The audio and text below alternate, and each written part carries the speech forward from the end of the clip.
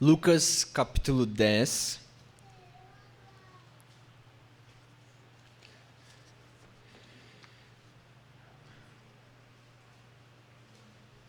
Vamos ler do verso 25 até o verso 37.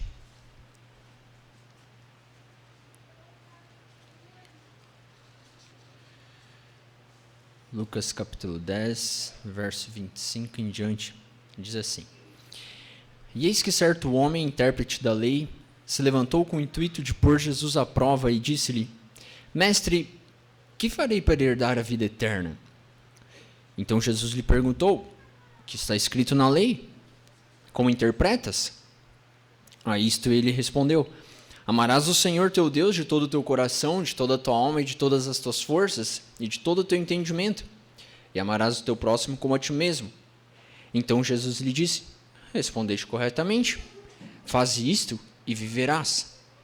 Ele, porém, querendo justificar-se, perguntou a Jesus: Quem é o meu próximo? Jesus prosseguiu dizendo: Certo homem descia de Jerusalém para Jericó, e veio a cair em mãos de salteadores, os quais, depois de tudo lhe roubarem e lhe causarem muitos ferimentos, retiraram-se, deixando-o semi-morto. Casualmente, descia um sacerdote por aquele mesmo caminho, e vendo-o, passou de largo. Semelhantemente, um levita descia por aquele lugar, e vendo-o, também passou de largo. Certo samaritano, que seguia o seu caminho, passou-lhe perto, e vendo-o, compadeceu-se dele. E chegando-se, pensou-lhe os ferimentos, aplicando-lhes óleo e vinho, e colocando-o sobre o seu próprio animal, levou-o para uma hospedaria e tratou dele. No dia seguinte, tirou 2 denários e os entregou ao hospedeiro, dizendo: Cuida deste animal, e se alguma coisa gastares a mais, eu te indenizarei quando voltar. Qual destes 3 te parece ter sido próximo do homem que caiu nas mãos dos salteadores? Respondeu-lhe o intérprete da lei: O que usou de misericórdia para com ele. Então lhe disse: Vai e procede tu de igual modo. Irmãos, sem sombra de dúvidas, ao lado da parábola do filho pródigo, a parábola do bom samaritano talvez seja uma das parábolas mais conhecidas entre as pessoas. O fato é que, até mesmo entre pessoas não cristãs, a parábola do bom samaritano é usada de forma bastante ampla como uma mera lição moral. Se você entrar em algumas comunidades espíritas, por exemplo, eles fazem muito uso dessa parábola para mostrar: olha, nós precisamos fazer boas obras. Eu morava lá no Campo Belo, em São Paulo, e lá tem dos maiores centros espíritas de São Paulo, e eles fazem muitas boas obras. E uma das bases que eles têm para fazer isso é justamente essa parábola. Está dizendo: olha como este samaritano foi bondoso, compassivo, então faço o mesmo. Bom, o problema de nós interpretarmos essa passagem como um simples ensinamento moral é o fato de que, quando as pessoas fazem isso, elas esquecem de analisar o diálogo que Jesus tem antes de contar essa parábola. Então eu peço que você mantenha essa Bíblia aberta comigo, e nós vamos analisar verso a verso o que Jesus realmente está querendo dizer quando ele conta essa parábola. Olhe comigo no verso 25, começa nos mostrando que certo homem, intérprete da lei, se levantou com o intuito de pôr Jesus à prova e disse-lhe: Mestre, que farei para herdar a vida eterna? Olha só que interessante, o texto começa nos mostrando que este homem, ele se aproxima de Jesus, esse mestre da lei se aproxima de Jesus com um intuito muito claro. Ele quer pegar Jesus, ele quer fazer uma pegadinha. O intuito dele é pôr Jesus à prova. O intuito dele não é aprender ou algo nesse sentido. Mas para fazer isso, para fazer essa pegadinha, ele se aproxima de Jesus de uma forma bastante respeitosa. O verso 25 nos mostra que ele chama Jesus de mestre.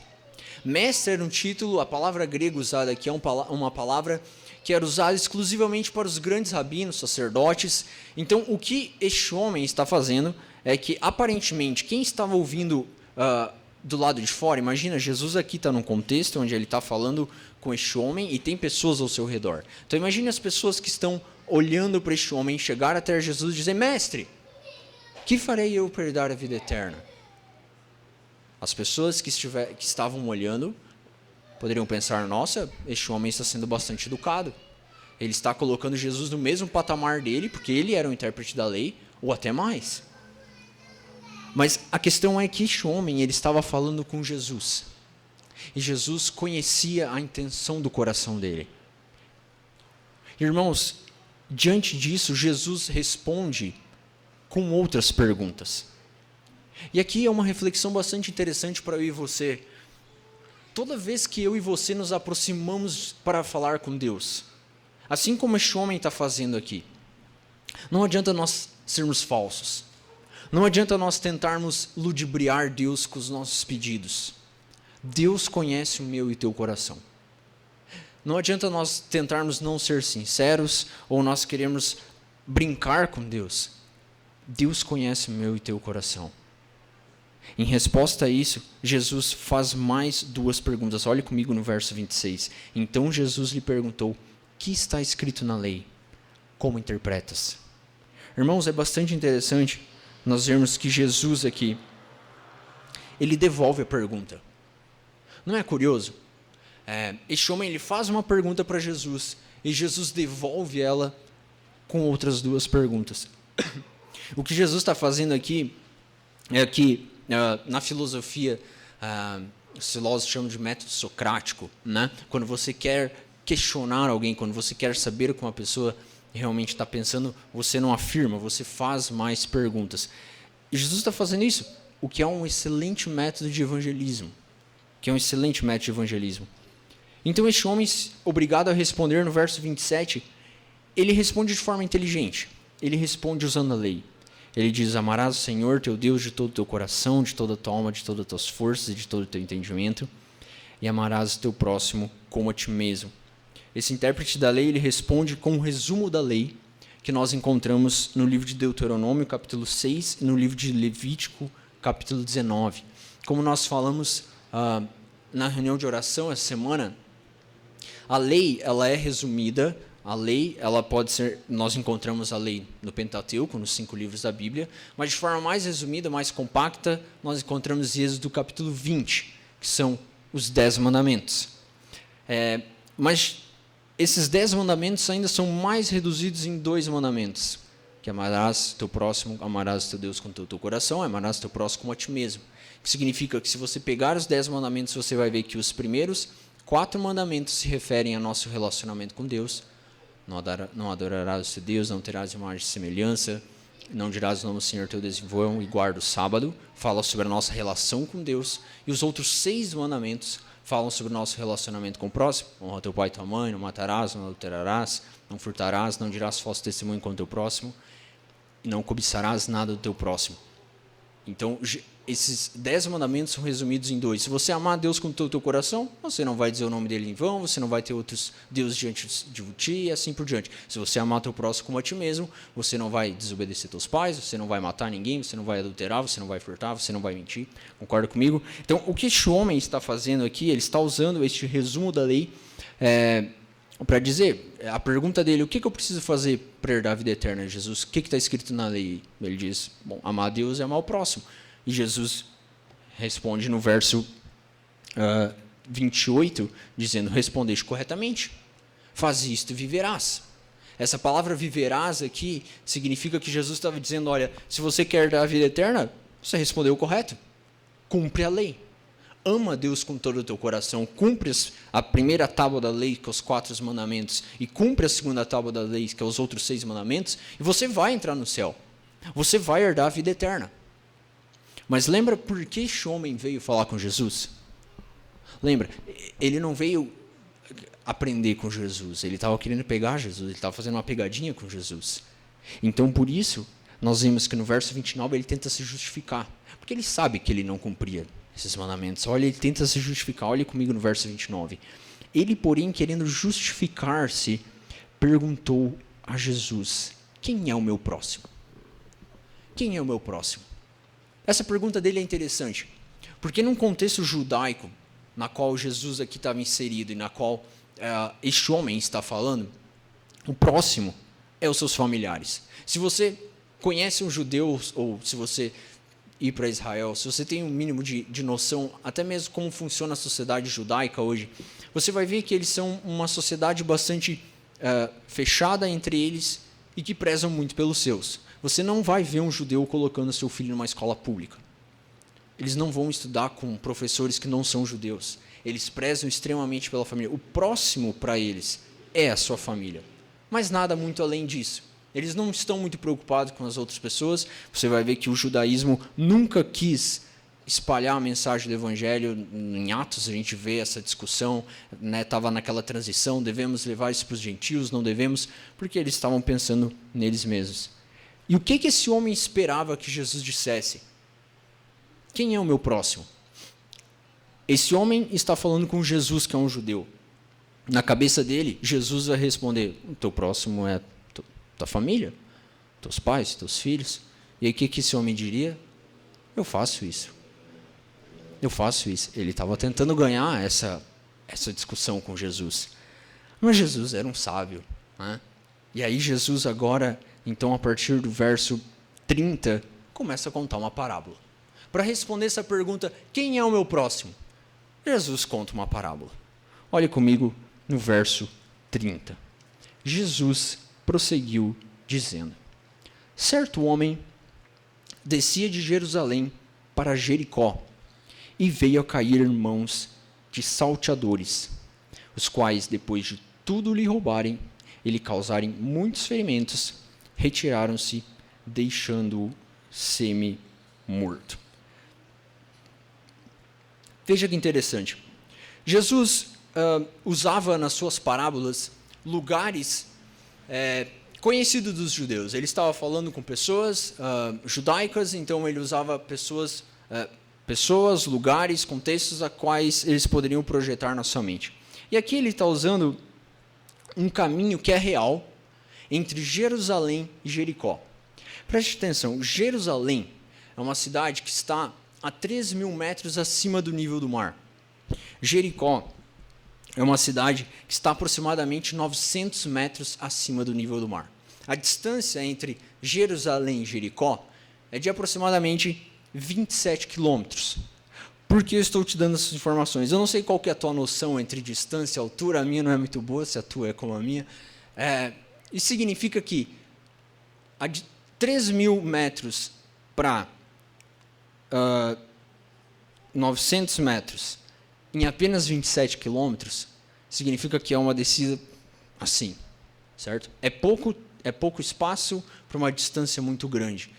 Então, existe um caminho que até hoje existe, se você pesquisar você vai ver, da qual realmente faz esse caminho direto de Jerusalém até Jericó, mas é um caminho entre montanhas, que possui cavernas ao seu redor, permite com que salteadores se escondam, ladrões se escondam, e é um caminho extremamente perigoso. Porém, é um caminho muito mais rápido.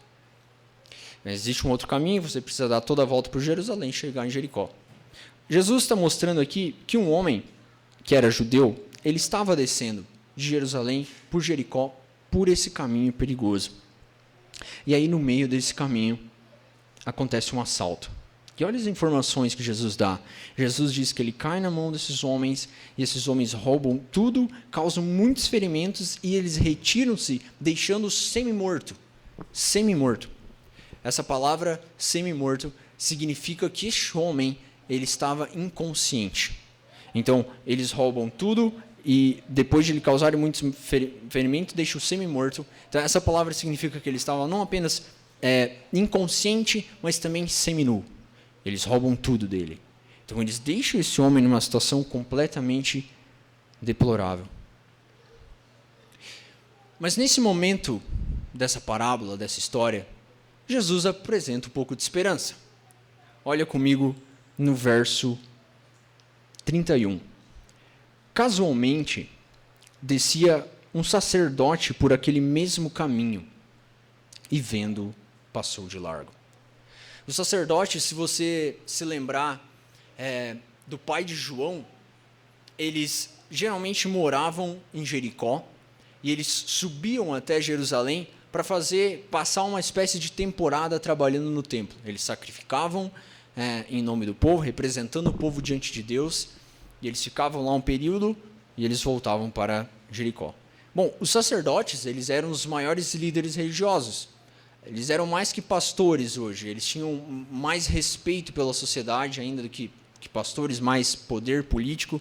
E certamente o que se esperava desse sacerdote é que ele ajudasse esse judeu.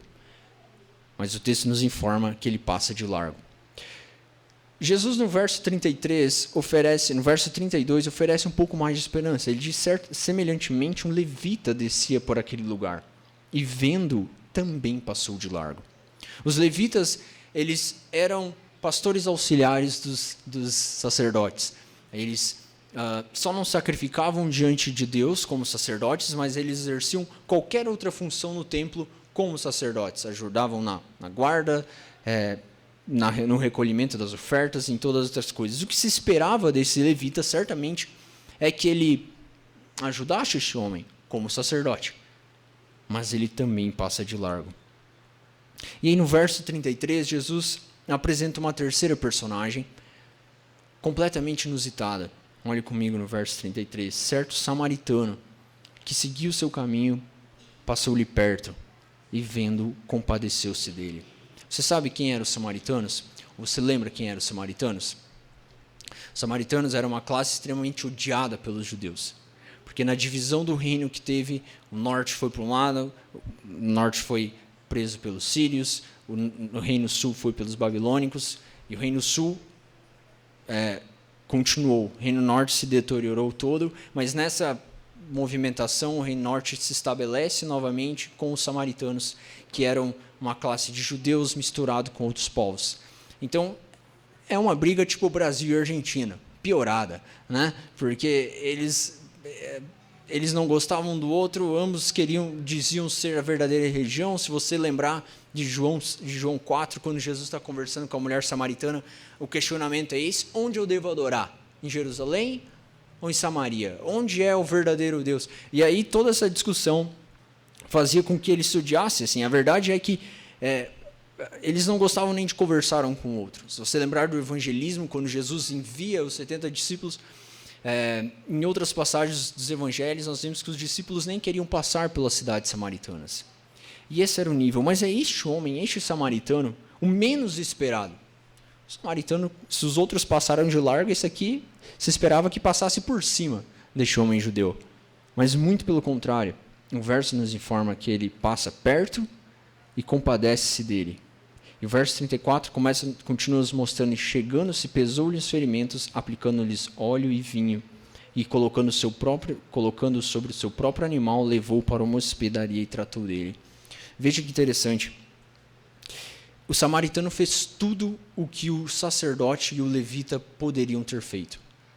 O texto não nos informa aqui que o sacerdote e o levita, como eles estavam. Se eles estavam a pé, ou eles estavam a cavalo, ou jumento. Mas nós podemos deduzir que certamente esses homens estavam com cavalo ou jumento. Por quê? Porque eles eram as pessoas mais ricas, as pessoas mais respeitadas da sociedade, e eles não fariam um percurso desse a pé. É a mesma coisa que você dizer que o presidente do Brasil vai viajar uma viagem de 300 quilômetros de Fusca. É óbvio que ele não vai, né? Ele vai com um carro muito mais confortável. Então, certamente esses homens, eles estavam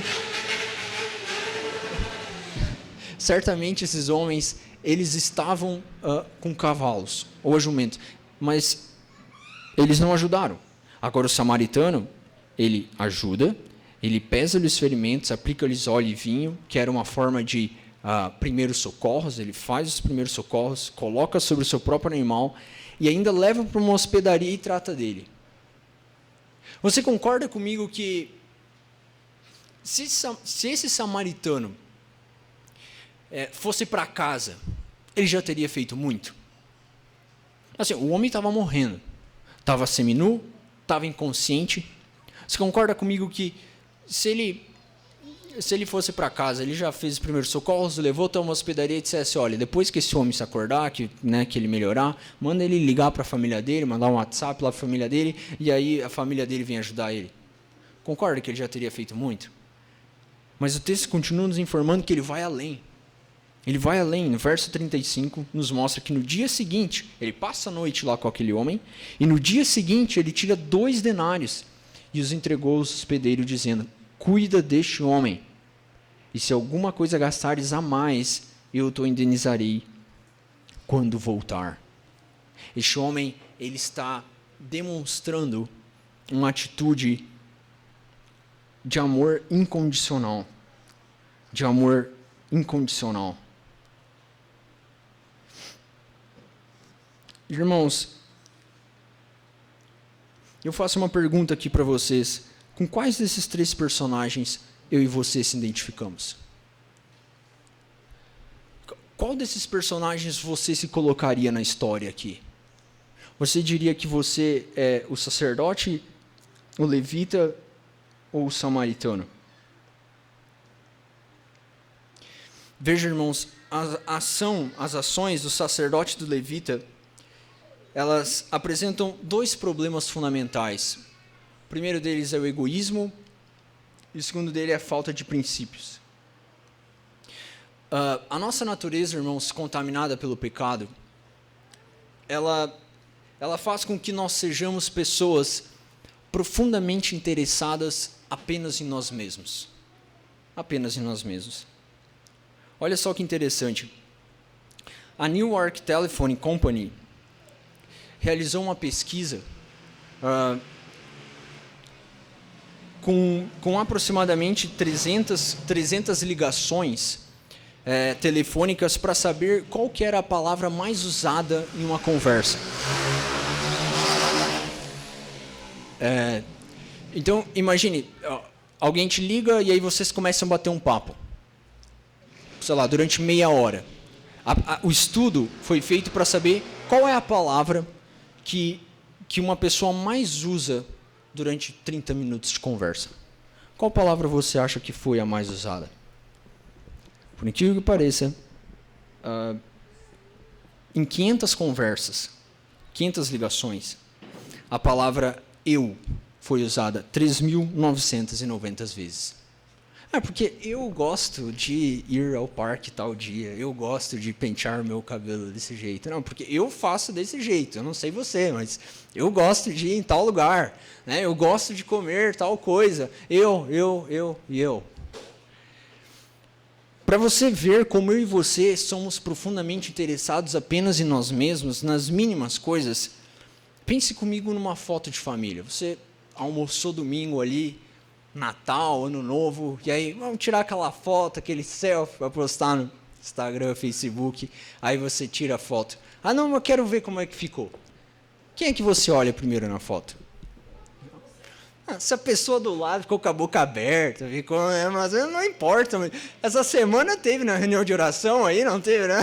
O pessoal nem percebeu e depois foi ver, não, porque eu fiquei desse jeito, vamos tirar a foto de novo. Vamos tirar essa foto de novo. Irmãos, infelizmente, nós somos extremamente egoístas. E o grande problema dos nossos relacionamentos, os grandes problemas que afetam parte do meu e do teu egoísmo. Por quantas vezes eu e você criamos brigas ou criamos tempestades com as pessoas ao nosso redor pelos nossos próprios interesses, pelo nosso próprio egoísmo.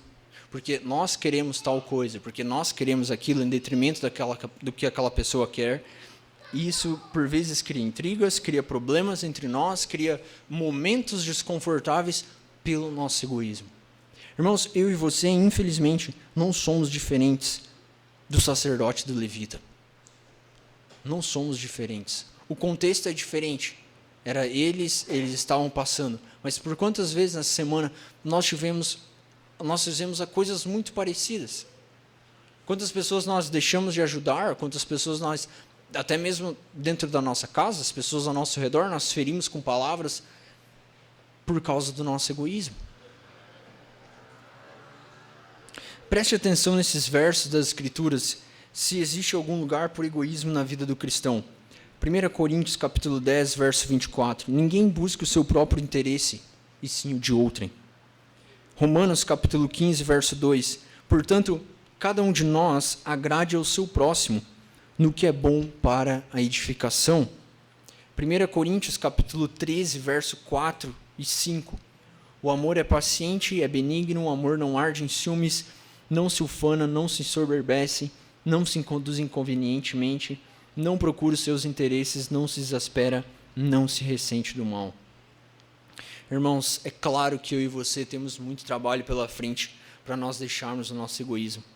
Mas a boa notícia é que nós não estamos trabalhando sozinhos. Através do Espírito Santo, através da promessa do Espírito Santo em nossas vidas, nós sabemos que nós podemos vencer essa raiz de pecado em nosso coração e nos tornarmos mais parecidos com Cristo. E veja, irmãos, o segundo problema destes dois homens, o primeiro deles era o egoísmo. O sacerdote e o levita foram extremamente egoístas nas suas ações. E o segundo problema que eles tiveram foi uma falta de princípios. Pensa comigo, estes dois homens, tanto o sacerdote quanto o levita, eles estavam voltando do templo. Eles tinham acabado de sacrificar diante de Deus, representando o povo inteiro. É como se eles estivessem, é como se eles estivessem saindo do culto de domingo à noite e voltando para suas casas. Será que eles agiriam dessa forma se tivesse outras pessoas olhando? Será que eles agiriam dessa forma se eles estivessem na frente de todos os judeus que tinham acabado de estar na frente deles quando eles estavam sacrificando? Eu acredito que não. Mas isso é o que muitas vezes eu e você somos tentados a fazer. Quando não tem ninguém olhando, nós vamos dando nossos princípios. Quando não tem ninguém olhando, nós mudamos. Nós somos outras pessoas. Você é a mesma pessoa que você é aqui na igreja, na sua casa. Quando não tem ninguém olhando. Quando não tem ninguém, nenhuma pessoa de autoridade olhando. Quando está só você e teu esposo, só você e tua esposa, só você e teus filhos. Ou só você no teu quarto. Você é a mesma pessoa que você é aqui, na frente de outras pessoas. Irmãos, para um cristão, o que deveria reger eu e você é, não importa se tiver 10, 1000 ou nenhuma pessoa olhando. Uma vida de um cristão deve ser movida por princípios.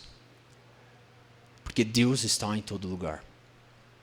Deus está lá em Nova York agora. Deus está lá no Polo Norte agora. E Deus está lá em Júpiter agora. E Deus está no início e no fim de toda a história agora. E Deus está no meu e no teu quarto, quando não tem ninguém olhando, e no meu e no teu trabalho, quando não tem ninguém olhando. Isso deveria nos atemorizar. Não o temor de homens. Não importa se tem pessoas olhando. Não importa se tem superiores confiscando se eu e você estamos fazendo certo. Eu e você deveríamos nos motivar a agir pelo correto por causa de Deus. Nós somos chamados a temer Deus. Não temam os homens, que podem matar o corpo, mas não podem lançar a alma, não pode fazer nada com a alma. Temam a Deus, que pode matar o teu corpo e lançar a tua alma no inferno. Estes homens não eram homens íntegros. Mas Jesus nos apresenta um samaritano, da qual age completamente, na direção completamente oposta do sacerdote e do levita. Como nós já vimos, ele faz muito. Ele tira 2 denários. 2 denários eram o valor equivalente para 2 dias inteiros de trabalho. Então ele faz muito, muito além do esperado. E aí o curioso é que após Jesus terminar essa parábola, Jesus se volta para o intérprete da lei. Lembra?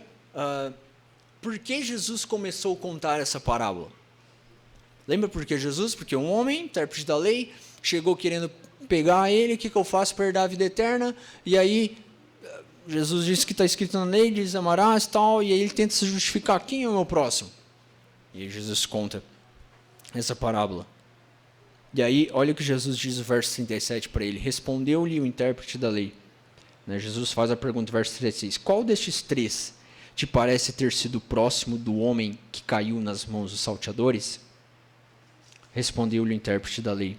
o que usou de misericórdia para com ele. Então lhe disse: vai e procede tu de igual modo. Olha só que interessante. Jesus pergunta para ele e diz: qual destes três aí te parece ter sido o próximo? Que você perguntou quem era o próximo.